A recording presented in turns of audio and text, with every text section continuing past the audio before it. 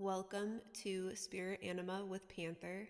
Let's discuss the power of positive reinforcement and potential manipulation.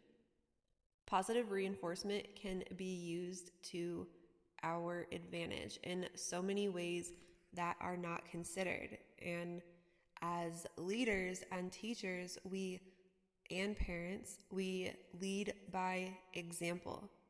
But it is not only what we do, it is how we do it. And this includes the way that we approach situations or experiences or people, of course, conversations. How are you relaying information or your message to a person and also to God, to the universe? What is the frequency of your message? If you are walking a dog and you tell them, no, stop barking, stop pulling, stop doing anything, and you are coming at them in a negative way or an angry way or a serious way or in some type of emergency way, they are going to lock up or otherwise react in fight or flight. They are not going to take that message very well, right? Their nervous system is going to suddenly react, and sometimes it is not in their control. The same goes with children, and the same goes with people. I remember hearing a story about a woman who was talking on the phone to a friend about how helpful her son was for doing the dishes and how good he was at doing the dishes, how amazing it was, and it helped so much, and he's the best dishwasher. This was many, many years ago. And from that point forward, the son began to take it upon himself to wash the dishes because he wanted to help. He felt like he was being useful. If you are talking to a dog and you say, good boy, good girl, you're so good, let's go, keep going, they are going to respond in a very positive way because this is the heart. When you are attacking, it blocks, it creates walls. That is ego. But when you're nourishing it, and you're nourishing the spirit, it's going to grow. It's going to respond very well. The same goes with your daily activities. If you are approaching them in a negative way or any form of perspective that you are looking at something or someone, this is how you transform your world around you. This is how you add to it and nourish it. It is not what you do as much as it is how you do it. And this includes how you look at things and how you talk to the universe and to the people in your life. This absolutely can be used against you, especially if you do not know yourself, if you do not know your place in the world, if you are insecure. There are many ways that other people can manipulate you. This is very common for those that are unsure of themselves or that are insecure, and especially those that have experienced trauma and have had the integrity of their self somehow broken. Anywhere you lack, someone can come in and use positive reinforcement against you. Oh, you are so pretty, or you are so good at what you do. This is in the job place as well, right? And suddenly you're moved up and you took on a whole lot of other work and more on your plate. And of course, that is not in all cases or even most, but this does happen. Moving up and being promoted is hardly a negative thing. In this case and in these scenarios, we are discussing positive reinforcement being used as a manipulative tactic. However, there are very much so people that seek out weaknesses in others. And this is why we also really want to implement this positivity within our children and teach them to be whole within, so this cannot be used against them. When they get told that they are pretty or get compliments that they do not care in the sense it is not going to change their opinion about themselves or their understanding of themselves. It does not depend on something external to them.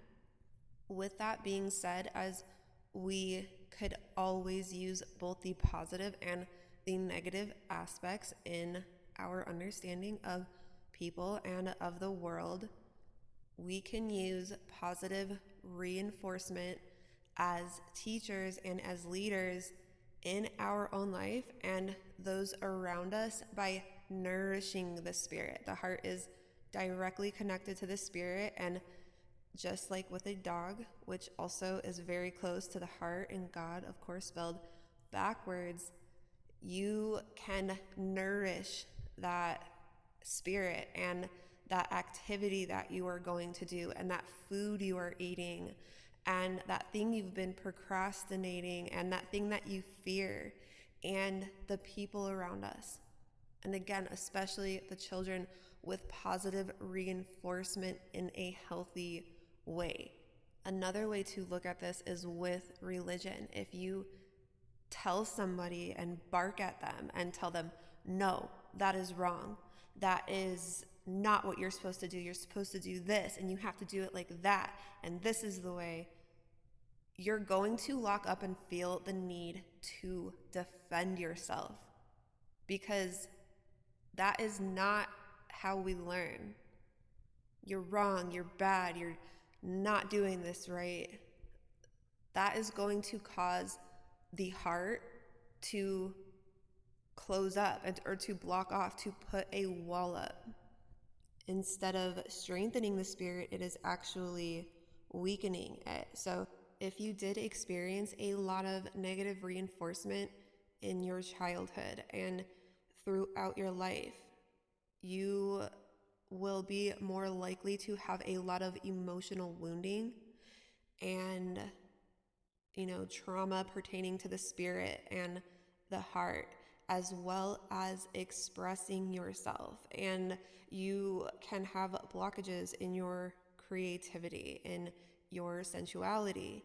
This can create woundings that, when healed, can open up the doors for creation and for love and for balance and for healthy relationships and healthy reproduction. The reproductive system has so much to do with our emotional health, our intelligence, our hormones, how we feel about ourselves and how we feel about others. And jealousy, for example, this is also money flow, your style, and how free you feel to express it. When the spirit is made small or you've had to put blockages up, this will put you in constant defense mode as well.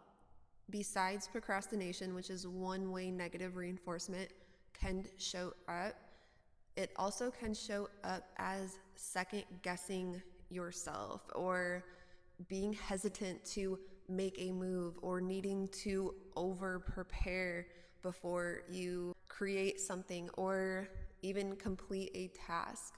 You may also avoid doing things or people or the magic in life because you were consistently, told to put a block on your spirit, to watch out, to be careful, or to not trust the world, right?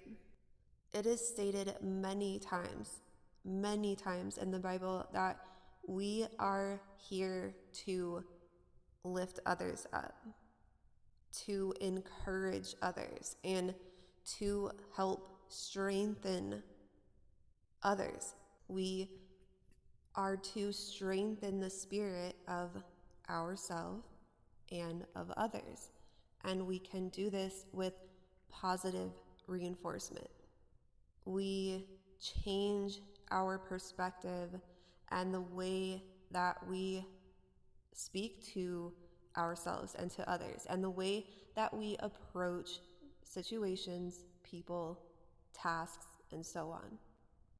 To try to manipulate something into something else that it is not the route you want to go. It is truly more about the approach and the perspective, and then it transforms on its own. We want to keep this in mind in the way we are speaking to the world as well, and the information that we are sharing with others. What is the intention behind it? Now, of course, we want to be honest with others. It is doing no good to mask anything with positive reinforcement. It is the way in which we are relaying that information. You can also turn this into an art. That is another way to transform this energy, especially emotional energy. So you can say, this is also about perspective, right? I went through this, and that, and this was bad. But you can transform that into an art through some form of expression or artistic expression. Self-expression is an art, and so is transformation.